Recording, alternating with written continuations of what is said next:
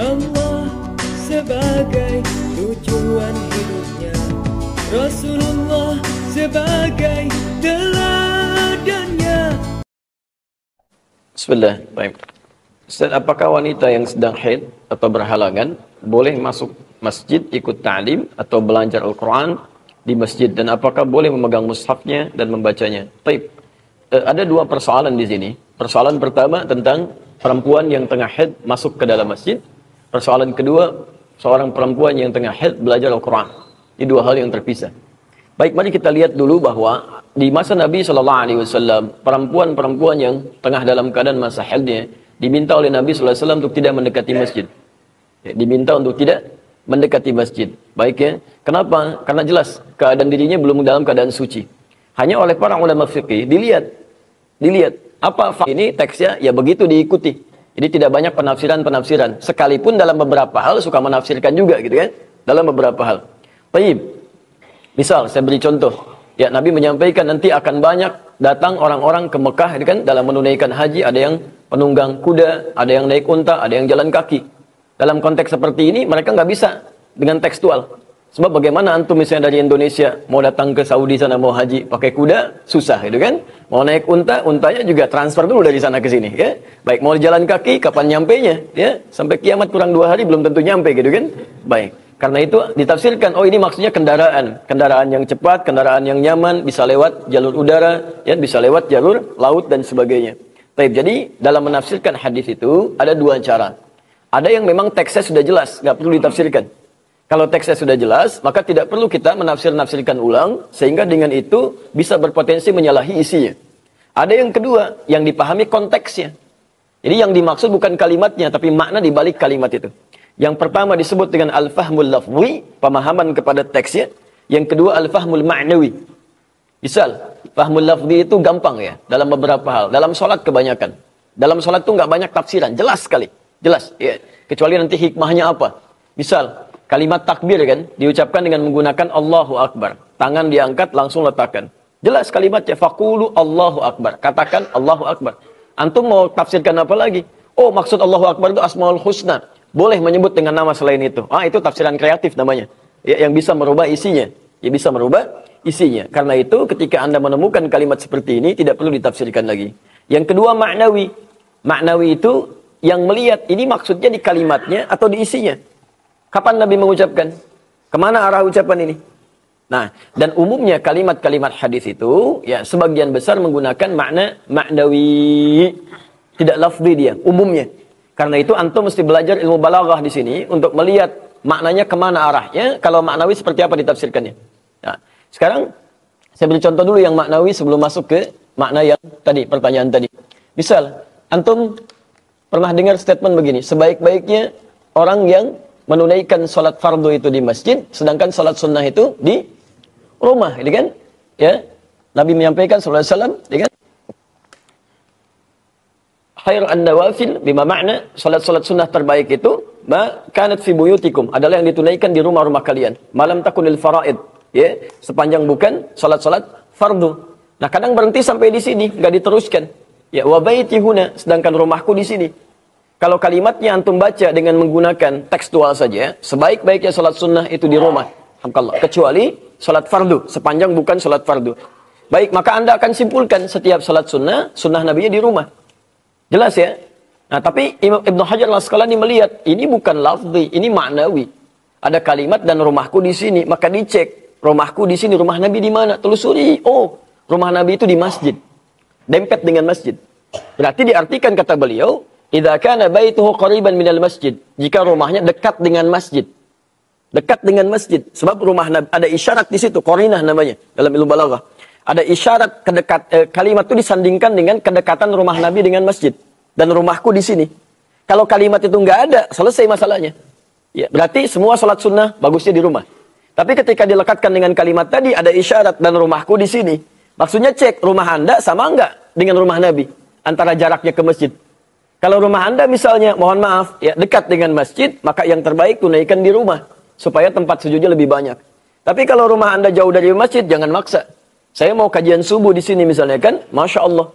Mau kajian subuh di sini, tiba-tiba sholat sunnah qobliyahnya di Bekasi ya, Masya Allah. Belum nyampe ke sininya kapan? Belum jadwal pesawat dan sebagainya. Nggak akan nyambung. Sama antum dari metro, mau kajian ke sini. Ya, ke Kota Bandar Lampung misalnya. Antum tinggal di metro. Berapa lama dari metro ke sini? Qobliyah subuhnya di sana, nyampe sininya kapan? Begitu nyampe sini, ustadznya udah terbang gitu kan? Ya nggak akan nyambung. Nah, ini yang disebut dengan ma'nawi. Sekarang, illat hukum bagi perempuan yang mau masuk ke masjid itu apa? Baik, ulama fikih mayoritas mengatakan ini illat hukumnya ada kondisi bukan nggak boleh masuk dirinya, tapi darah dikhawatirkan menetes ke tempat yang suci. Artinya apa? Kalau kemudian ada potensi-potensi atau keadaan-keadaan yang bisa menutup illat hukum itu, sebab hukum diterapkan itu, kemudian misalnya sekarang ada semacam pembalut untuk perempuan, bisa dipastikan itu terserap dengan baik, tidak menetes, kan? Dan memang terjamin baiknya, maka itu nggak ada masalah. Nah, itu pandangan para ulama yang melihat kepada hadis ma'nawi. Adapun yang lafzi, dia tetap dengan kehati-hatiannya. Hati-hati, takut dikhawatirkan ada yang menetes atau tembus dan sebagainya. Karena itulah sebagian mengambil jalan tengah. Kalau memang perempuan merasa aman dengan keadaannya, silahkan, gak ada masalah dia masuk. Hanya dia tidak diperkenankan menunaikan amalan-amalan fardunya yang diwajibkan pada saat dia suci. Misal sholat, dia nggak perlu sholat. Jadi ketika dia masuk masjid misalnya, tidak perlu sholat sunat tahiyatul masjid. Dia tinggal duduk saja. Ya, kemudian amalan-amalan selanjutnya yang saya teruskan pada jawaban kedua, membaca Quran misalnya. Ya, baca Quran tidak diperkenankan. Bahkan di situ Imam An-Nawawi menyebutkan ijma' di situ. Dalam kitab At-Tibyan fi Adab Hamalatil Quran, jelas beliau menyampaikan di halaman 39, paragraf yang kedua, posisi paling kanan di pertengahan, kan? Beliau menyampaikan, laqad ajma'al ulama, bahwa para ulama telah berijma' ala anna al-haidha, bahwa seorang perempuan yang haid itu, awas, hati-hati, dia terlarang ya untuk membacakan Al-Quran dalam keadaan dirinya ghairu tahirah, ya, belum suci. Tapi awas, untuk sekedar memegang mushaf dia boleh. Jadi kalau memegang mushaf gak ada masalah. Ya, yang tidak dibenarkan itu adalah ketika membacakannya. Karena yang disebut Quran itu bacaannya. Kalau tulisannya itu disebut dengan mushaf, dihimpun di satu jilid yang sama, disebut dengan mushaf. Jadi kalau megang gak ada masalah. Yang jadi persoalan ketika dia bacakan. Ya. Kalau menyimak gak ada masalah. Misal yang lain baca, dia menyimak, kemudian atau dia lihat terjemahannya, atau misalnya tajwidnya ketika dibacakan dia mendengar, kemudian dia praktekkan melalui bacaan yang lain, itu nggak ada masalah selain Quran, nggak ada persoalan di sini. Tapi kalau menyengaja baca Al-Quran, kata Imam An-Nawawi, itu ijma' di situ tidak diperkenankan untuk menghormati kesucian Al-Quran. Karena ketika bacaannya dibacakan itu ayat suci, sedangkan dirinya belum dalam keadaan suci. Jelas sampai sini ya. Tapi kalau megang nggak ada masalah. Saya perhatikan beberapa perempuan tuh agak unik gitu ya. Kemudian mau pegang mushaf, sedang haid pakai sapu tangan gitu kan. Ngapain antum gunakan itu? Yang paling aneh, yang kirinya nggak pakai, yang kanannya pakai. Ya. Begitu dibuka, dalamnya pakai sapu tangan begini. Antum merepotkan diri sendiri gitu kan. Kalau megang nggak ada masalah di situ. Yang keliru itu ketika dibacakan. Ya, menyengaja membaca. Kalau mendengar, tidak ada persoalan. Ya, tidak ada persoalan. Dan betapa beruntungnya seorang perempuan yang dalam keadaan demikian, Masya Allah, ya, ada perempuan suci, nggak mau baca Al-Quran, nggak mau ikut ta'lim, ada yang sedang haid masih mau belajar, itu kan? Itu menunjukkan keimanannya cukup baik dalam sisi Allah Subhanahu Wa Taala. Karena itu jaga kalau anda sudah dalam keadaan demikian, karena tidak mudah mendapatkan nikmat keimanan seperti itu. Ya. Yang kedua, saya ingin sarankan agar setiap perempuan itu dalam keadaan sucinya, dia memperbanyak amalan. Ya, karena ada hadis khusus yang terkait dengan ini di Al-Bukhari, yang menyampaikan idza maridal 'abdu aw safar kutiba lahu mithla ma kana 'alaihi muqiman sahihan. Jika seseorang sedang dalam keadaan uzur, bahkan sakit atau dalam perjalanan safarnya tidak bisa menunaikan amalan rutinnya, maka pahalanya tetap diberikan secara sempurna. Ini rumus umum. Jadi kalau ada seseorang misalnya antum rajin ke masjid nih, kan pahalanya banyak tuh. Banyak sekali. Yang kalau sering ngaji di Riyadhus Shalihin itu, ya di bab pertama hadis nomor 10, posisi paling kiri sebelah bawah di riwayat Abu Hurairah. Banyak pahalanya. Ya, idza salat rajuli fil jama'ati, ya salat seseorang yang ditunaikan berjamaah di masjid, tazidu ada salati fi baiti wa suqi. Itu lebih utama dibandingkan dengan salat yang ia tunaikan di rumahnya atau di tempat niaganya. Jadi kalau Anda salat misalnya di rumah, sementara itu dekat masjid, di rumahnya berjamaah, ada anak perempuan minta diimami misalnya, bapaknya pilih di rumah, dia nggak ke masjid. Itu ruginya luar biasa. Luar biasa. Sebab orang baru mau ke masjid aja, itu pahalanya sudah mengalahkan yang berjamaah di rumah. Anda sholat di rumah berjamaah, nggak ke masjid, itu kalah sama orang yang baru mau ke masjid. Baru mau tuh, belum nyampe masjid. Baru mau ke masjid. Bid'an wa 20 darajah. 23 derajat lebih. 23 lebih. Satu derajatnya jangan main-main. Masjidnya aja 25 derajat. satu kedua 500 tahun, dua ketiga 500 tahun. Itu belum berangkat. Kemudian kalau Anda bisa wudu dulu di rumah, dzalika anna ahadahum, yang demikian itu kalau satu di antara mereka idza tawadda'a fa ahsanal wudu, bisa berwudu dulu di rumahnya sebelum dia berangkat ke masjid misalnya, ya. Kemudian dia menyempurnakan wudunya. Thumma atal masjid, kemudian dia berangkat ke masjid, maka tambah lagi pahalanya. Jadi kalau antum bisa kerjakan wudunya jangan di masjid, tempat Anda mau berangkat. Walaupun tidak salah kalau wudu di masjid, enggak apa-apa, enggak ada masalah. Tapi kalau bisa dari rumah atau tempat Anda beraktivitas seperti di kantor mau ke masjid, itu plus. Wa khutta bi kulli khutwatin yurfa'u biha darajat. Setiap Anda melangkah yang pertama diangkat derajatnya. Langkah selanjutnya, yumha biha sayyi'at, dihapuskan kesalahan-kesalahan kecilnya. Itu belum nyampe masjid. Belum nyampe. Makanya tidak sedikit orang ketika mau berangkat pada tempat kebaikan, meninggal di tengah jalan, diampuni dosanya oleh Allah Subhanahu wa taala. Ada, bahkan pernah orang bunuh 100 orang. Ya, pernah bermaksiat banyak, mabuk-mabukan, pernah berzina. Dia mau berubah. Dia mau ikut ta'lim pada tempat seorang syekh di masjid. Karena di Timur Tengah itu tempat ta'lim enggak ada, jarang yang di rumah-rumah, sangat jarang. Umumnya di masjid.